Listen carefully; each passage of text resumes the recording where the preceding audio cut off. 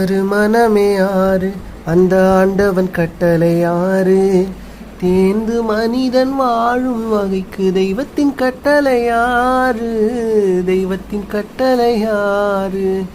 ஆறு மனமே ஆறு, அந்த ஆண்டவன் கட்டளை ஆறு. ஆசை கோபம் களவு கொள்பவன் பேச தெரிந்த மிருகம்,